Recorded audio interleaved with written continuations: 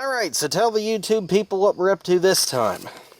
Well, right now we're on top of the mountain, and this is the road that we came up is the Longfellow Trail.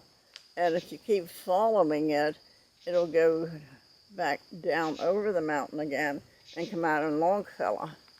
Now, in case you never knew what Longfellow is, it's in Bratton Township, and it's where I lived when I was a child. And there's a house down there. It has Longfellow Inn because at one time the trains stopped there at, there was a station, train station, Longfellow Station. And this house was a place for people who used to stay when they got off the train. It's a home now, people live in it, but it still has a sign on it that says Longfellow. So we came up the Longfellow Trail. We're not going to get down the other side, but people do, especially if you have a pickup truck or a four-wheel drive or mountain bike or something. Today I thought I would talk about things that I remember now that I'm 90 years old, things that I remember as a 90-year-old. And I remember the 36th flood, and I remember the big snowfall that we had right before the flood. And when that melted in March, it started to melt, we had what they call the 36th flood. And a lot of people lost their home. If you were down along the river, you could see houses and things like that floating down the river. And after the flood, people would get down there and pick up things. Like maybe sometimes it was just like parts of a house or a lumber or something that you could build. I remember my dad built a little table out of lumber that he got from the flood. I've heard recently, though, that anytime there's a flood, you're not allowed to go down. You're not allowed to pick anything up. I don't know why. Because I guess I think maybe some of the people that own the stuff will get down, and I don't know what the reason is. Another thing that I remember was Pearl Harbor Day. I think that was 1941. Anyhow, we were sitting in the living room with the radio on, like the Waltons do on television, and we didn't have television, or we never even had a telephone when I was a kid. And we were in the living room, and this came over the radio that the Japanese had bombed Pearl Harbor, and the reason it was so interesting to us, my brother happened to be over there at the time. He was in Pearl Harbor. He had enlisted in the Army, and at that time, that's where he was stationed. So, of course, we were really concerned. I'm sure my mother was very concerned that her son was at Pearl Harbor at the time. Later on, after he came home, he was okay, and he didn't get hurt or anything during the war. The only thing that did get hurt was his mind. There was a period of time that he had to go to a veterans hospital for people who had, what is it they call that now? Post-traumatic stress disorder. That's what he had, post-traumatic stress disorder. And and after a stint in the hospital, he was okay then the rest of his life. But he said, when the bombs hit, he said, I was really caught with my pants down because I was in the bathroom. We always kind of laughed about that. And some of the things that I remember as a child was my mother, some of the things she taught us. One of the things is read the Bible. My mother read the Bible every day, and say your prayers, go to church, and we weren't allowed to wear shorts. And one time my sister Kate came, it was after she was married, but they lived nearby, and she came down to the house and she had shorts on, and we were sitting out on the back porch, and Mom said, come get some clothes on. And she picked up the broom and chased Kate made her go home and get some clothes on because, and they weren't really short shorts that way what you would call short shorts because we weren't allowed to wear any kind of shorts. Another of the things that I remember about my mother was a quote from the Bible, "Spare the rod and spoil the child." Well, she used the rod really. I remember her rod was an apple switch. When I getting the switch from the apple tree, I remember getting that one time, and I don't even remember what for. But I know I didn't like it. And my mom always said prayers. And like when we'd go to bed at night, and we were up there giggling, and she'd yell up the steps, "Say your prayers and go to sleep." So then we'd say, "Now I lay me down to sleep." And then we'd bless everybody, and bless my mom and dad, bless my teacher, bless my neighbors, bless my brothers and sisters. We blessed everybody. And another thing I remember when I was in high school, we collected metal for the war effort, and there was a big pile of scrap metal out behind the schoolhouse, and they hauled that away and used it for, I don't know what, but it was for the war effort, and when they needed metal for making some things, I don't know what. And I remember when my sister, I was almost around 10 years old when my youngest sister was born. And in those days, you didn't know when people were pregnant. It was a big secret. I didn't know my mother was pregnant.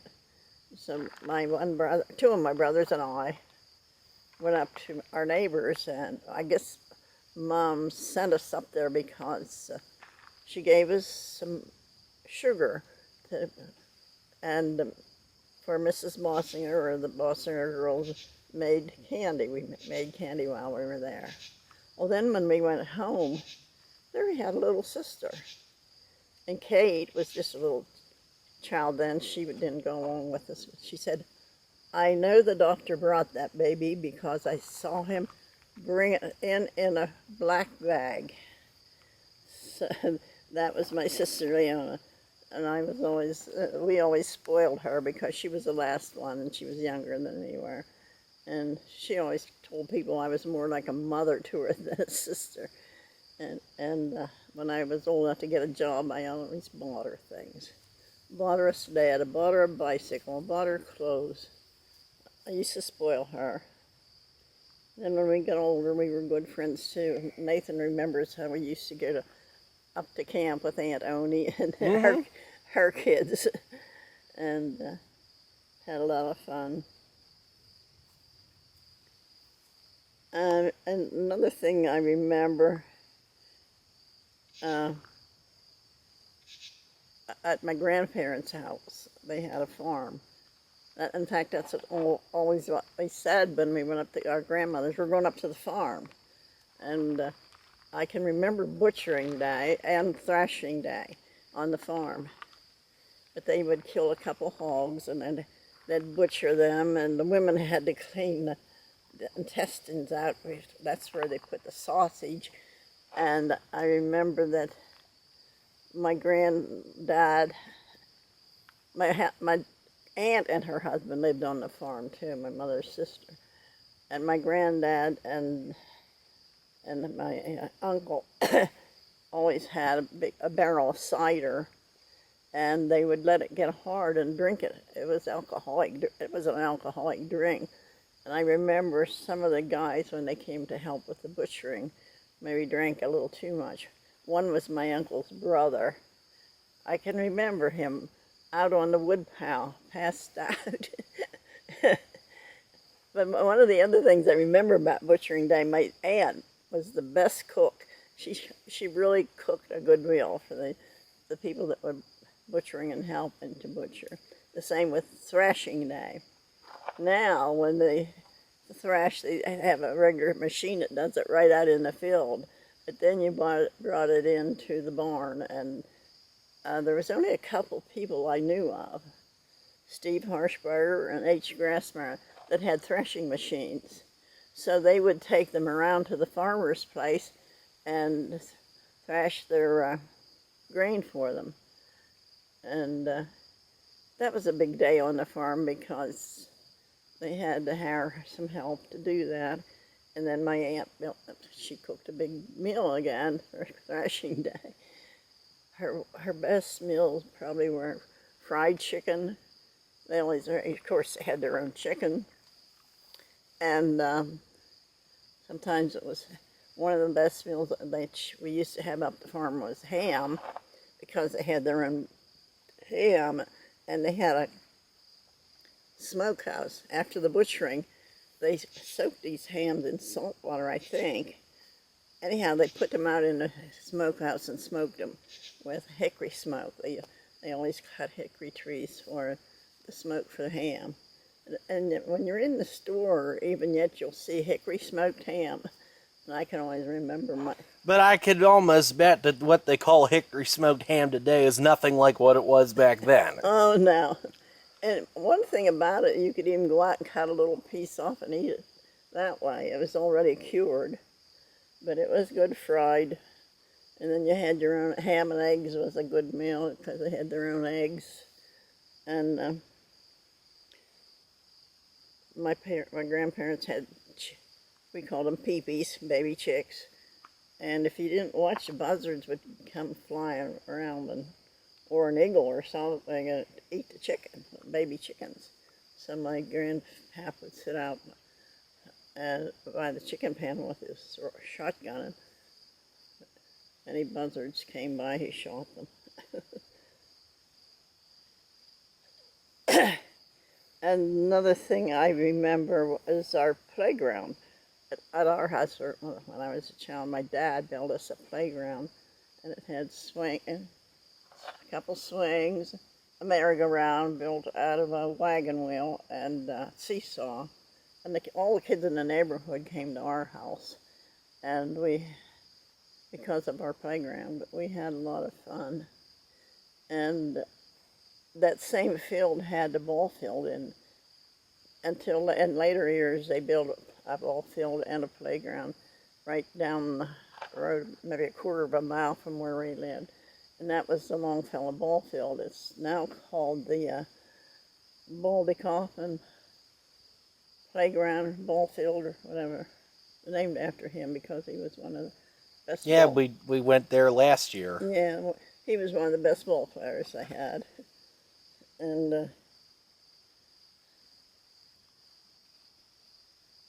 And my husband played ball, my brothers played ball, and my husband played ball for McVeigh when we lived there, and they played for Longfellow when they lived close there, and then when we moved up to Newton Hamilton, he played baseball with the Newton Hamilton baseball field. One year he was the manager. They won the pennant that year too. But baseball was his thing, and that's what he watched on television all the time. The Pittsburgh Pirates. Sometimes I got mad because every Sunday I wanted to take a ride. They could come down the Licking Creek or something. But he had, even if we went for a ride, he had his radio on in his truck, listening to the ball games. And another thing I remember after the war was baby boomers.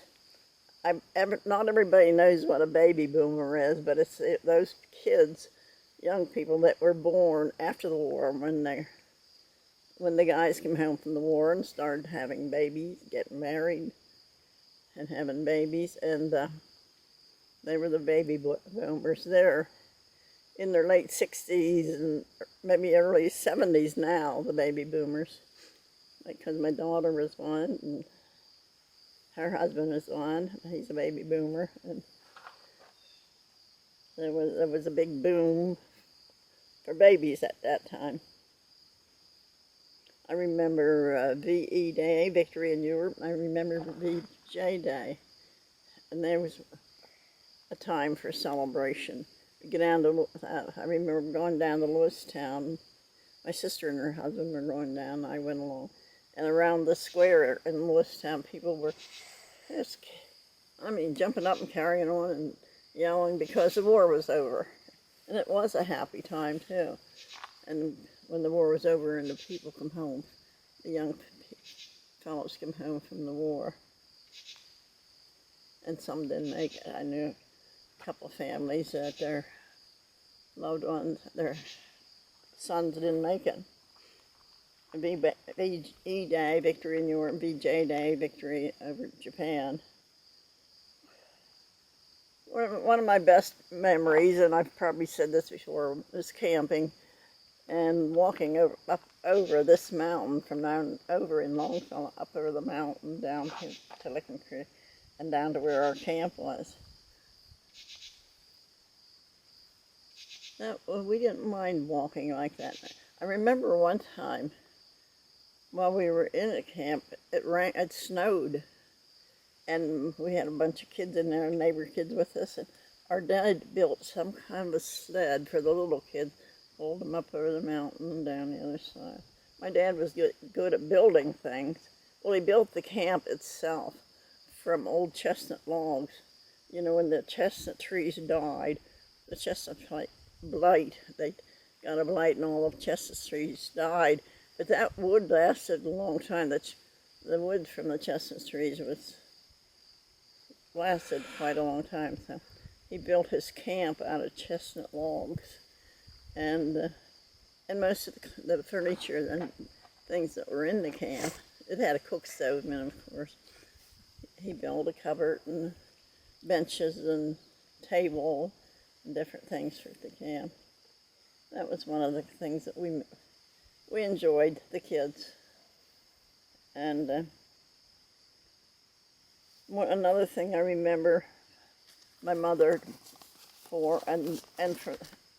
was picking berries. She liked to can berries or make something with berries, and we would go with her. And there was down by the station at Longfellow, there was a field that had a lot of strawberries in. And then there was places where we could pick blackberries, raspberries, different kind of berries.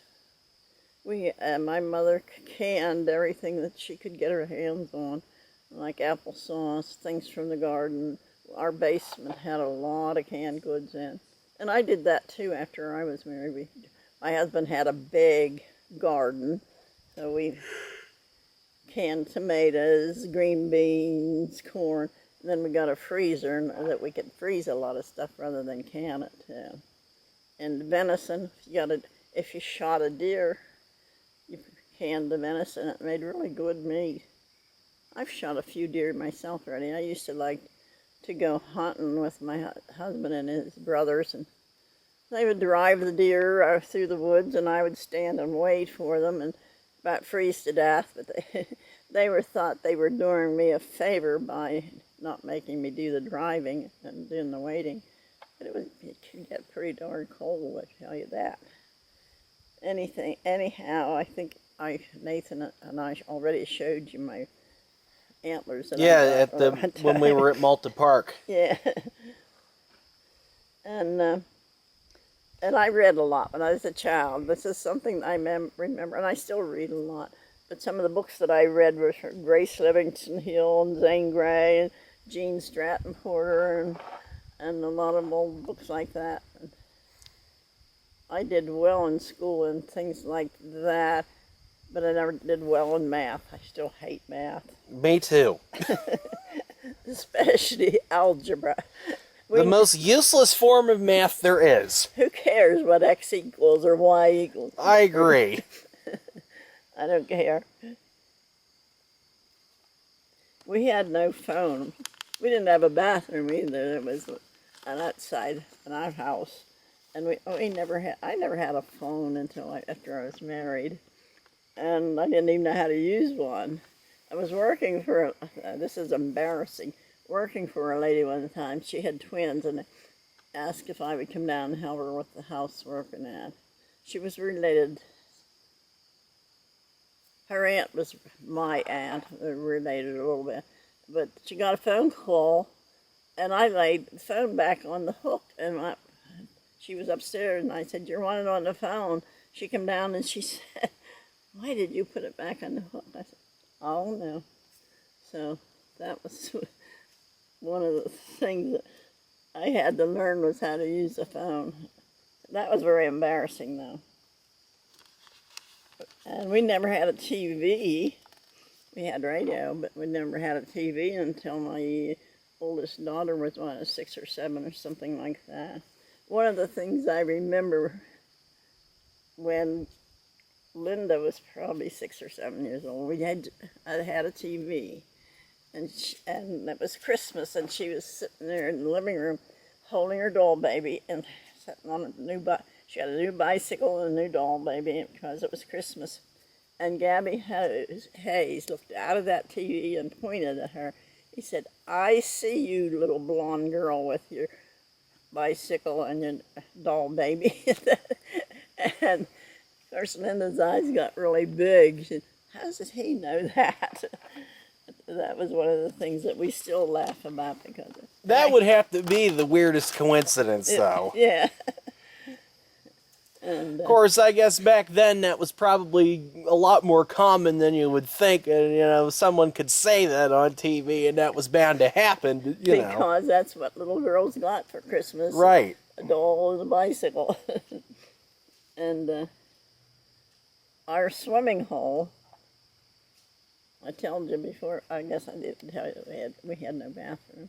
Our swimming hole was down across the field from where we lived, and the man that owned the field was Charlie Utze, and he didn't object to us walking across his field down to the creek that went through his property, and we would dam the creek out with rocks and things, and it would get pretty deep that you could swim. There was a tree stump right beside it. You could stand on that tree stump and jump into the water.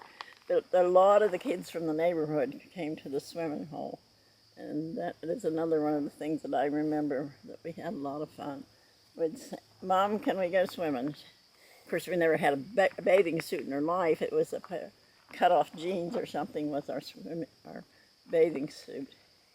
And the boys, if no girls were around, they would go down to the swimming hole and jump in naked. So we didn't go when they were down there. So, but anyhow, we had a lot of fun in that old swimming hole. And another thing that I remember is sleeping in the barn. We had, maybe you could call it a small farm, but it had a barn and a pig pen and chicken pens in it. And in the upstairs of the barn, there was two levels to the barn. There was hay, straw, hay, and we would ask Mom, "Can we sleep in the barn tonight?" And pretty often she'd say yeah, because it was fun. In the summertime, we'd sleep up in the barn and giggle and laugh and talk and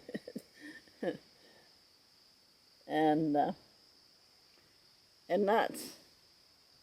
We used to pick nuts.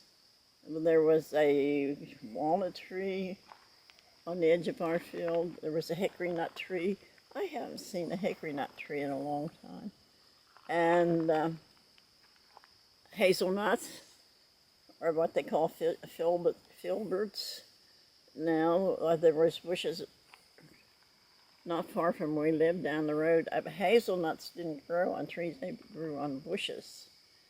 And I'm going to say not too long ago, but a good while ago, we were having a board meeting at church, and Betty Hicks came in with this. It was an undeveloped hazelnut, and nobody knew what it was. I said, "Well, I know what it is. It's a hazelnut." And they had one a bush down in their yard. So not everybody has seen where the hazelnuts grow. I still love black walnuts. I love black walnut cake. Anything with black walnuts in it. Candy, ice cream. And I remember my dad made a board and put a hole in it about like that, and you'd lay the walnut on there and hit it a whack, and that would take the hull off of it. Another thing I remember about walnuts, picking walnuts, your hands always got real brown, yellow brown from the hulls of the walnuts. And another way my husband and I used to take the hulls off is lay them on the driveway and run over them. I guess whatever gets the job done. Yes. Now people don't pick walnuts anymore. They're very expensive to buy them. Mm-hmm. I had a run-in with a walnut here recently, and since we haven't done one of our vlogs in months, I'll tell this now real quick. The windshield of my truck got destroyed by one here about a month or so ago. I was driving down the road, and one just happened to fall out of a tree as I was coming along and just cracked the whole top of my windshield. So I had to have that replaced. That wasn't such a nice walnut, was it? Not so much. And another thing I remember a lot of things from up at the farm. My grandparents had a Victrola, and I still remember. You had to wind it. Remember some of the songs, and I'm sure the younger people these days would never know these songs. But where have you been, Billy boy, Billy boy? Oh, where have you been, charming Billy? I have been to see my wife. She's the joy of my life. That was one of the songs. I'm not going to finish it. Yeah, please don't, because I don't want to get a copyright strike. Then there's another one. May I sleep in your barn tonight, mister? It is cold lying out in the ground, and the cold north wind is blowing, and I have no place to lay down. I remember that one pretty well. A couple summers ago, we were sitting on the porch at apartments where I live, and I started singing that, and I don't think anybody had ever heard it before. So they went and got somebody to look it up on the internet, and I have a copy of it now. There were some people that had heard it then, senior citizens. And another thing that they had on the farm was what they called a summer kitchen. That was a small building built off from your house, and to keep your kitchen in your house from getting really, really hot in the summer, they did their cooking and even their washing, warming the water up for washing and the things like that. They did it in the summer kitchen. And sometimes when you're driving along back roads, you can still see where people had a summer kitchen. I know of one place, for instance, where there's like a fireplace built along in this building, and the summer kitchen was used for. That was the purpose of it, to keep from getting your kitchen so hot in the summer. Some of the things I remember that people used to say, like, somebody kicked the bucket. Well, we know what kick the bucket is. They died. And another one is a bucket list. That was a new one on me recently. That's on my bucket list. And there's actually a movie called that. Bucket list? Uh-huh. Well, that's things that you want to do. Before you die. Before you kick the bucket. Yeah. And before I just want to. You actually bothered to take notes this time, so you remembered what to talk about. And yeah, and some of the what do you call it, an idiom or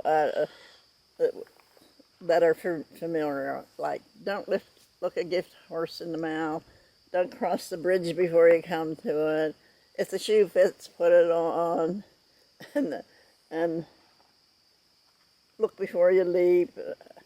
A lot of those things that I remember people saying. Remember, I and Oni always had a song to sing when we were down to Mountain. What was that? We were talking about setting a trap for a mouse. And so we made up a song, it was my sister, about a mouse. And well, Rachel said, we never had a mouse in the house, which is a rhyme. And I already said, never had a mouse in your house? And said, no, I had a frog on a log and a cat on the mat, but I never had a mouse in the house. And they kept going with this on and on. I had a snake in the lake and a cat on the mat and a mouse. And just kept coming up with stuff Yes. like that rhymed. Oh, we kept going with that. So that was one of the fun things we did down at the Mountain Inn. And I was talking about some of the local things that people say, like Ewans. And that is a way of trying to pluralize you.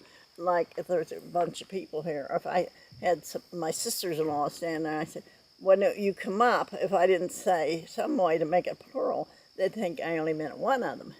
Why don't you guys come up? But we would say, why don't you come over? And it's still a popular word around. Yeah, it's a very central Pennsylvanian word, because I don't think anybody else that might be watching this has probably ever heard that. Ewans. It's like down south, they say you all. At least that makes sense. Yeah, but Ewans don't make sense. And another one of the things that, especially McVaytown, people will say, make a statement, and they'll say, so it is. Or, I went to Lewistown yesterday, so I did. And it's like they're trying to further assert that they did what they just said that they did. emphasizing it. It's like as if they think you don't believe what they're saying, so they're Yes. trying to reinforce it. So I did. And one of the things I want to mention before we leave here is the beautiful scenery from where we're standing. And I'll bring this over here for this. And we're into October, October 8th, in fact, and the trees are beginning to get beautiful. And this right here is a beautiful scene. And down here would be Licking Creek. And that's another of those words that people say, Licking Creek. But it's really Licking Creek. But it's, And I'll just pan across the mountainside and here. it's just gorgeous.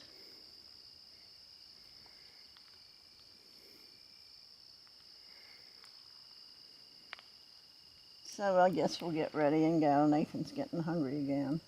He gets hungry a lot. What can I say? I like to eat. Well, this was a really long episode this time, but I figured since you had so many notes, I was just going to let you roll with it. And I still have a lot of memories that I'll probably think of before the next time. When you're 90 years old, there's a lot of things in your background to remember. Poke. That's what that is, Nathan. Poke. Oh, that stuff. And it's poisonous, I think. Pokeberries. Well, I'm glad you remembered that before we ended this. Yeah, I'm sitting. Because I know that was bugging you while I was getting the And right camera over here set is up. Another one, pokeberries. They say don't eat them. They're poison. Well, is that all you got for this one then? Yes, I think so. We'll All right, let's get out of we'll here. think of something else for the next time. Okay. But it is really beautiful up here.